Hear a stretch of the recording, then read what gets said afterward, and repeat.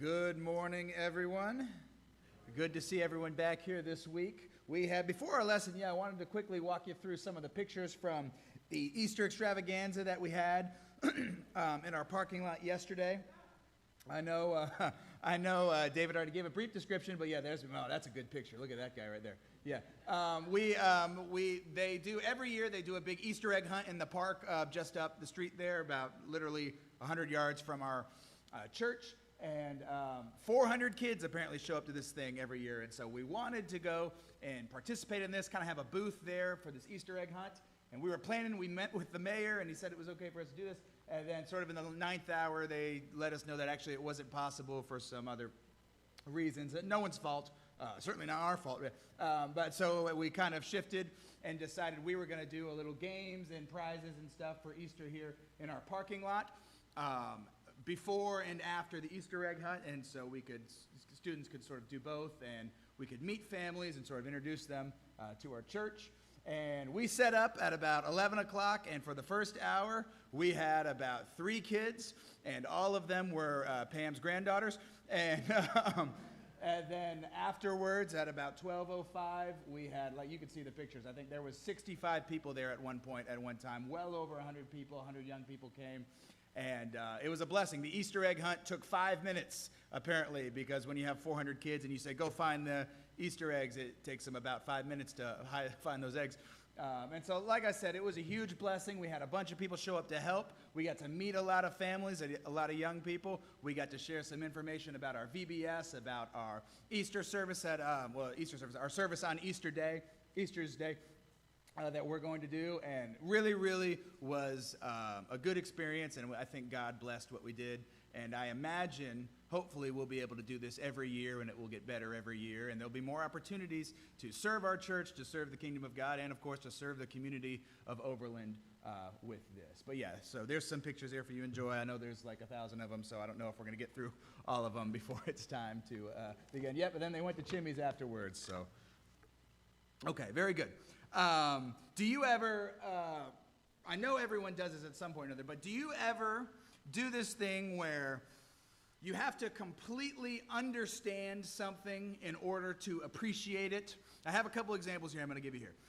But, so one example is, you ever seen someone do a magic trick? Okay? And whenever someone does a magic trick, there's 2 types of people. The first guy says, oh, that was a really cool trick. Thanks for showing me. Okay? And the second guy says, wait a minute, do that again. Hold on, I want to watch from this angle. Do you have something up your sleeve? Hold on, are you wearing a wire? Is there someone in the audience? Is that how you did it? Right? The type of guy who tries to figure out the trick, and they're going to make you do the trick over and over again. I don't know which person you are. Don't be the second guy. No one likes the second guy. I don't know if that was clear how I was telling the story.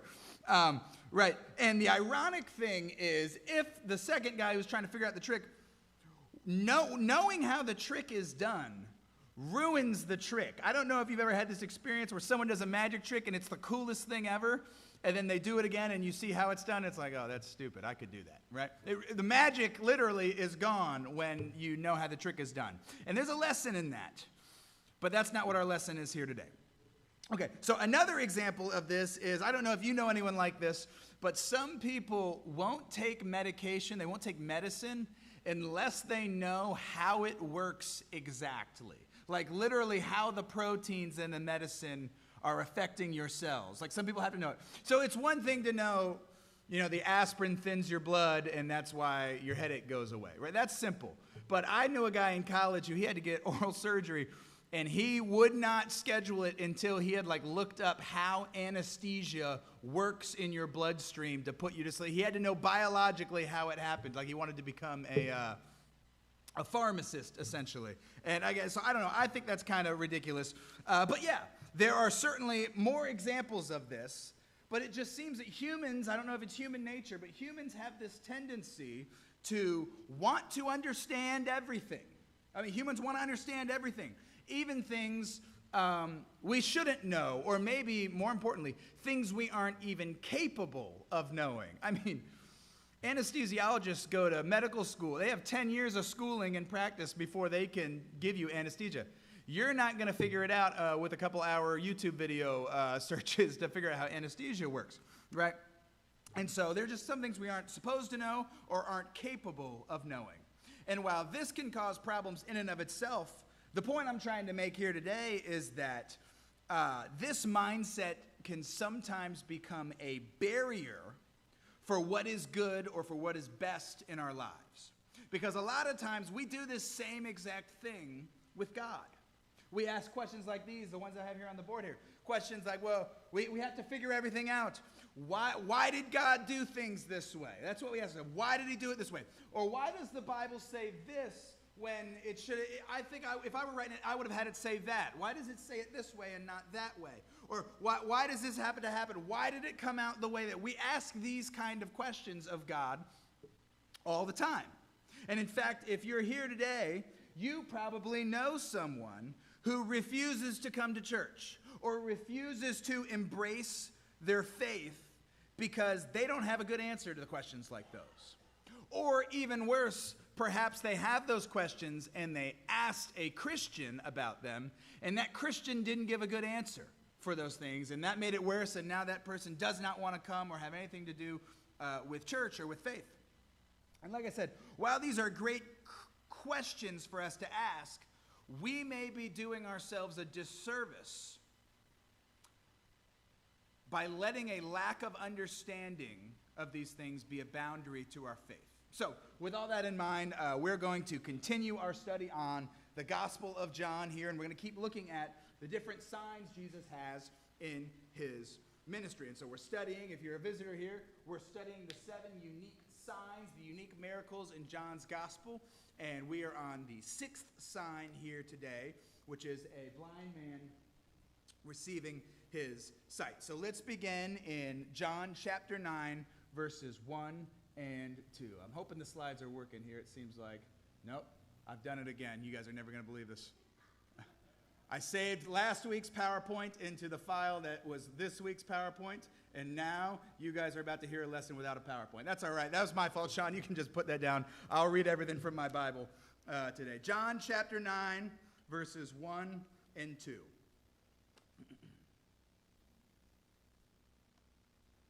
Now, as Jesus passed by, he saw a man who was blind from birth. And his disciples asked him, saying, Rabbi, who sinned, this man or his parents, that he was born blind? Okay, so right off the bat, this is a whole separate lesson on how the ancient world and how they conceived of sin and suffering. But there is a very common belief in the first century and going back long before that called retribution theology. If you've never heard of retribution theology, I will give you a very quick definition of it. The best way to explain it is the belief that God blesses the righteous and curses the wicked or the sinful. So in the ancient world, if you were wealthy, if you had lots of money, if you were educated and you had a big family, lots of land or property, the belief was that you came to have all of those things because God blessed you with it. God gave you those things. That's how you got them. And of course, God would only bless someone in this way if they had been living righteously, because if you live righteously, if you obey God, well, then he's going to bless you. And so I'm rich, I got a lot of land, I got a big family. God blessed me for my righteous living. And the flip side of that coin was also believed to be true, that if you didn't have a lot of money, if you were poor or uneducated or ill or didn't have the things you needed to survive, well, this was your situation because God was cursing you. And of course, the reason God would curse one of his children is because they are living in sin or they are living wickedly. So really what it boiled down to is in the ancient Near East, the more rich you were, the more prosperous, the more rich or more prosperous you are, the more righteous you were thought to be. And the more poor you were, the more wicked and sinful you were thought to of being. And there's a whole 30-minute lecture on how this philosophy came to be and where it came from and how Israel adopted it. But we don't need to know all that for our lesson today. Very quickly, I will just say this, though. If you pay any attention to the wealthiest, most rich people in our world today, if you pay any attention to it at all and how they live their lives and how they spend their money and behave, it will be very, very obvious to you that this philosophy cannot be true. it is not possible that God is blessing the most wealthy people in our world today because of their righteous living. That is just not the case. But this philosophy has been believed for thousands of years in the ancient world. And as you can see, it wasn't just the religious people who got this wrong. Jesus' own disciples adopt this philosophy because they see a poor blind man, and the first thing they say is, Jesus, who sinned, him or his parents, that he was cursed to live like this? Okay? Chapter 9, verse 3 through 5. Jesus answered, neither this man nor his parents sinned, but that the works of God should be revealed in him. I must work the works of him who sent me while it is day. The night is coming and no one can work. As long as I am in the world, I am the light of the world. So Jesus, first and foremost, he rejects this idea of retribution theology, that the only reason this guy is suffering and blind is because he was sinful and wicked and God cursed him. Why is he blind? No. What do you mean, why is he blind? That's not how this works. That's not how God does things. No. I'll tell you this, he says to his disciples. This person's suffering happened for a much greater reason than any of you seem to understand. This man was born blind so that the true works of God could be revealed in him. I am the light of the world, Jesus says, and because of this guy's suffering, you are about to see that light shine very brightly. Okay? Verse 6. When he had said these things, excuse me, he spat on the ground and made clay with the saliva, and he anointed the eyes of the blind man with the clay. And he said to him, go wash in the pool of Siloam, which is translated as sent. So he went and washed and came back seeing. And so Jesus says, this is a funny story to me. You want to be healed? You want to get your sight back? All right, come here. The guy's blind. And so you can just imagine him sitting there maybe looking at Jesus. What was that? What was that? Yeah, don't worry about it. Here you go. Yeah, he rubs his spit on this guy's eyes. Yeah, you're going to want to go wash that off. Go ahead, go now. And so that's what he does. He rubs his spit and mud on this guy's face, and then he sends him to go wash it off. And mysteriously as all the other signs Jesus has done in the Gospel of John so far, it works. He comes back healed miraculously from that very simple action that doesn't seem to really make any sense.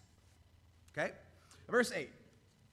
Therefore, the neighbors and those who previously had seen that he was blind said, is not this he who sat and begged? Some said, that is he. Others said, he is like him. And he said, I am he. He answered and said, Therefore they said to him, how were your eyes opened? And he answered and said, a man called Jesus made clay and anointed my eyes and said to me, go to the pool of Siloam and wash. So I went and washed and received my sight. And you could see this man, he's got his eyesight back miraculously. He's marching around town and everyone recognizes him. Is that him? Is that the blind guy who used to sit? No, that can't be him. It's just someone who looks like him. And he says, oh, it's me, all right. It's me. Well, how can you see? I don't know, really. To be honest, I don't have any idea what happened. This Jesus fellow came and he put mud on my eyes. And he still doesn't know where the mud came from, apparently. He put mud on he told me to go wash, and I did, and here I am. I could see. And as simple as that, this man's eyesight returned. And it may seem bizarre that Jesus would spit in the dirt when he could have just snapped his fingers and healed the man, or he could have just said the word. He's literally done that earlier in the Gospel of John, just said the word, and healing happened. And I'm making some jokes about it here, but I think we're about to see in the next couple verses why exactly Jesus chose to do it this way. Verse 13.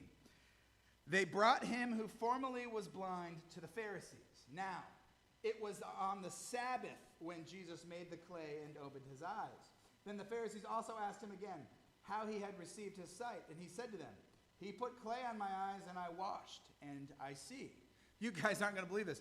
It was a Saturday. It was a Sabbath again when Jesus decided to heal this man. Come on, Jesus. I mean, can you believe it? How do you keep screwing this up, Jesus? How do you not get this right? You know the rules, Jesus. No healing on Saturday. And another thing that might go unnoticed, not only is it against the Pharisees' oral law to heal on the Sabbath, it's also against the oral law to knead on the Sabbath. Knead. Are there teachers here? How do you spell need? Is that right? Okay, I'm getting some nods. Knead, like what you would do to knead bread. And this, of course, is drawn back to Moses and the Israelites wandering in the wilderness. On the Sabbath day, God gave manna so that they wouldn't have to prepare food. And so they carried this over. You don't need to knead, as in what you would do to make bread, on the Sabbath either. And that's literally what Jesus is doing with the spit here. He's kneading it together to make a ball of mud. And so, again, if that's a ridiculous violation of the rules to you, you're right. Right? And so, literally what Jesus does here, and I'm joking about it, but clearly, Jesus knows what he's doing. Clearly, Jesus did it in this way, on this day of the week, for a purpose. And that purpose seems to be because he feels the need to poke the hornet's nest, that is, the Pharisees, for whatever reason, because he needs to make a point about all of this. Okay? Let's read on. Therefore, some of the Pharisees said, "This man is not from God because he does not keep the Sabbath." Others said, "How can a man who is a sinner do such signs?" And there was divisions among them. "This Jesus man is a sinner. No one who is from God would ever dare heal on a Saturday." No one would, okay, well, wait a minute, actually. That's a good point, but wait a minute. If he's not from God, if he's just a sinner from the devil, how did he heal this guy's sight miraculously? How was he able to do that? And if you're watching at home, that's a pretty good question, isn't it? If he's not from God, if he's just a sinner, how is he healing this man? Okay? Verse 17. They said to the blind man again, "What do you say about him because he opened your eyes?" He said, "He is a prophet." But the Jews did not believe concerning him that he had been blind and received his sight, until they called the parents of him who had received his sight. And they asked them, saying, "Is this your son, who you say was born blind? How then does he now see?" And this is just ridiculous to me. It's funny, every single week we read one of these accounts, and it seems to get ridiculous as soon as the Pharisees get involved. They can't answer this question, how Jesus healed this man miraculously if he's a sinner, he's not from God. Obviously, they can't answer this. And so their solution is they accuse the blind man of lying his whole life. You were never blind. You were lying about being blind your entire life. And so they go and they call the guy's parents and they interrogate his parents. "Is this your son? Was he really born blind? Prove it. Prove that he was born blind." And this hits a little close to home for me. To see these religious people, that is the Pharisees, who are so obviously have the wrong perspective of what's going on. And they are so unwilling to accept the truth that they would sooner turn to conspiracy theories. I mean, they think this guy went his whole life pretending to be blind. For what? What's the payoff of that? So that after when he's 20, 25 years old, he can have a laugh with this random Jewish rabbi that's passing through. That doesn't make any sense. Why would he pretend to be blind for this purpose? And I got to tell you, this goes on today too. Religious people in general, but religious people will see something reported on the news or reported as fact that they don't like or that they don't agree with. And instead of accepting reality, we will instead go down a conspiracy theory rabbit hole to explain it. I mean, I know you've seen this before. You probably have a conspiracy theory friend that you make fun of behind their back, right? We all have that. Right. It's everything from the Holocaust isn't real to 9/11 was an inside job to, there's aliens, they're just hiding the truth from us. Who's they? Who would hide something like that from us? And so, again, this is ridiculous. And this one more recent one I've seen that's a bit more serious. This idea, the president died a year ago, and this is an actor on stage that we're seeing portraying this person. And I got to tell you, I could read the room here. Normally, I'd stay away from an example like this. I really would. But here's the problem with this. I've heard that same idea from both sides of the aisle. Recently, I've heard the left, Democrats say this about our current president, that he's died in office and that this is an actor on stage. And 4 years ago, I heard the other side saying it about Joe Biden when he was president. And so to me, again, maybe I'm going too far, maybe I'm losing people. But to me, it seems like this isn't an issue of left or right, or liberal or conservative. It seems to me that this is an issue of the current status of our world. Every single person in the world with an internet connection has access to short-form opinion sites, Twitter, Reddit, whatever it is, or alternative forms of media. Or, and this is the worst one, some artificial intelligence sycophant that will listen to your ideas and tell you how smart you are and tell you how true all of them are and take whatever you say and make it sound smart. No one has to accept reality anymore. No one has to face the facts, because if you don't like it, you can just look somewhere else or for someone or something else that agrees with you. And apparently, I say this hits close to home, because apparently this situation has been going on for 2,000 years. In this account we're reading here of Jesus, humans will sooner make up nonsense than they would admit that they are wrong and face the truth. Even truth that God himself is revealing. And it's almost comical to read this at the surface level. Instead of admit that they're wrong, the Pharisees think he's pretending to be blind. He's pretending he's an actor. But for my money, there is no passage in the New Testament nor in the Gospels that more clearly defines how obstinate the religious people in the first century are than these verses right here, where they make up nonsense instead of accepting what everyone with a brain can clearly see to be true. Let's read on, verse 20. His parents answered them and said, "We know that this is our son and that he was born blind. But by what means he now sees, we do not know. Or who opened his eyes, we do not know. He is of age. Ask him. He will speak for himself." His parents said these things because they feared the Jews, for the Jews had agreed already that if anyone confessed that he was Christ, they would be put out of the synagogue. Therefore his parents said, "He is of age. Ask him." So look. Guys, Pharisees, this guy's definitely our son, and he was definitely born blind. You know, that was actually a really stressful part of our life, having to raise a blind son. But you know, you're gonna have to figure the rest out yourself. And look at this. These people, these parents, are scared of the wrath of the Pharisees, who have lost their grip on rational thought.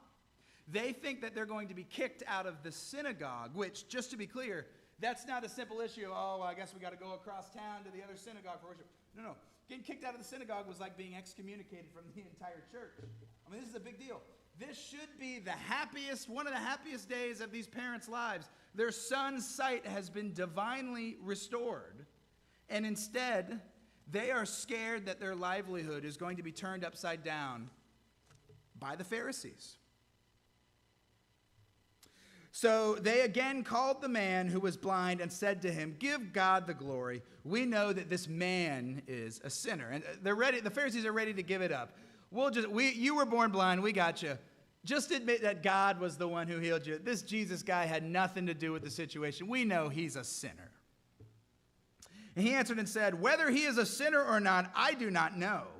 One thing I know, that though I was blind, now I see." And this guy, he just gets it right here. You know, I don't know how any of this works. I don't know who this guy was, and I certainly don't understand how his power worked to have healed me. I don't understand why he had to spit on my face to do it either, but that's neither here nor there. I don't understand how he healed me, but I understand that he healed me. And while it doesn't say this explicitly here yet, his point is clearly this: that he will choose to put his faith in this man, even though he does not fully understand. Let's read the rest of the passage. Then they said to him again, "What did he do to you? How did he open your eyes?" And he answered them, "I told you already, and you did not listen. Why? Do you want to hear it again? Do you also want to become his disciples?" And he's teasing the Pharisees at this point. Are you guys going to start following Jesus? Is that why you're so interested? Then they reviled him and said, "You are his disciple, but we are Moses' disciples. We know that God spoke to Moses. As for this fellow, we do not know where he is from." The man answered and said to them, "Why, this is a marvelous thing that you do not know where he is from, yet he has opened my eyes. Now we know that God does not hear sinners, but if anyone is a worshiper of God and does his will, he hears him. Since the world began, it has been unheard of that anyone opened the eyes of one who was born blind. If this man were not from God, he could do nothing." And they answered and said to him, "You were completely born in sin, and you are teaching us." And they cast him out. Absolute meltdown from the Pharisees here, who simply cannot come to grips with the fact that not only are they in the wrong, very clearly so, but they are standing in direct opposition with the will of God. And they cast this man out of the synagogue, a man who had just been mercifully and divinely healed. Believing in what you don't understand. You know, it really is all right for humans to not know everything. And I know a lot of times, especially nowadays, it feels like that's not true. Or it feels like if you admit you don't know anything, you're sort of in the minority because everyone else seems to have it all figured out. You don't have to know everything to believe what is before your very eyes. And some of you here today know someone who is in this very position, whose life would be so benefited by choosing to believe in God. I mean, sometimes it's as simple as someone needs a community to be a part of. Or someone just needs to get up and get out of the house for an hour a week and be social and be in a social setting, and the church, and that would bless their lives. And the church would fulfill that need in their life. Sometimes it's that simple. Some people just need a shoulder to cry on, or they need the encouragement and counsel that the church freely offers to anyone who is in need. Some of us might know someone here who we love, who more than anything needs to learn forgiveness. Not forgiveness as in being forgiven, but needs to learn to forgive others who have wronged them, whoever it might be. Their ex-wife, their boss that fired them, their parents, or their high school bully. Seriously, whoever it might be. Someone who needs to learn to forgive that person so that they can move on with their life. Some of us here have children who have problems with the Bible, and they won't come to faith because of those issues, and it keeps you up at night. I understand that. And maybe your solution in the past has been to argue with them, to try and dismiss their concerns, or better yet, prove their concerns to be wrong. And it just seems to be that that is not always the answer. Sometimes it's better to invite someone to faith in something that they won't fully understand, because the reality is we can't fully understand God, but we can believe what is right in front of us. And I want you to think of it this way. You, every single person in here, already readily believes in something that they don't fully understand all the time. And I'm going to spend the rest of the lesson trying to prove this to you. By a show of hands, anyone in here think that they could assemble an automobile from scratch? I was worried Lewis was going to raise his hand and I was going to have to say something to him, right? Now, I imagine in here, not only can we not do that, I imagine most of us don't even really have any idea how an electric engine works at all. I know I don't have any idea how that thing works. But you can still, everyone in here still trusts their car to work every morning so that they can get to work, don't they? All right.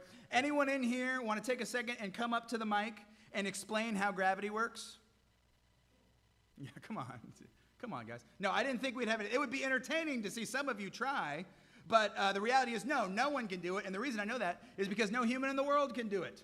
The smartest, most cutting-edge scientists will readily admit they don't know what gravity is. They don't know how it works exactly in certain areas, and they certainly don't know where it comes from. But still, every one of us in here, when we jump, isn't worried that we're going to float away and never come back to the earth again. Right? You don't need to understand everything fully. You can believe what is right in front of your eyes. Anyone in here have a good definition for information? Seriously, take 10 seconds in your head and try and give a dictionary definition for information. Well, It's the stuff that, when I tell you something, it's the stuff, right? You can't do it. It's really hard to pin down, right? What even is information exactly? What about energy? Where does that stuff come from? Can you explain how energy works and what it is? What about, this is my favorite one. What about consciousness? Are you conscious? Is everyone else in here conscious? Right? Is this lectern here, is this thing conscious? No, I hope not, because I just punched him, if he is, right? But no, I mean, we don't know how consciousness works or what it is, but everyone in here believes they are conscious. And is it right for me to assume that you live your life under the assumption that every other human you encounter has consciousness, whatever it is, and every non-human does not? I should hope so. There are all kinds of things. I could do 25 more minutes on these examples. But there are all kinds of things in the world around us that we don't understand or that we can't understand no matter how much we try. And luckily, you don't have to understand it all for all of those things to be valuable parts of our lives, things that we trust to operate in the way that we have observed them operating before. In the same way, you don't fully have to understand God or his divine plan for the universe to recognize that his goodness is seen in the beauty of the world around us, and that his design shines through this earth that he created and called good. You don't have to fully understand God to understand that his image is seen in the face of your fellow human being.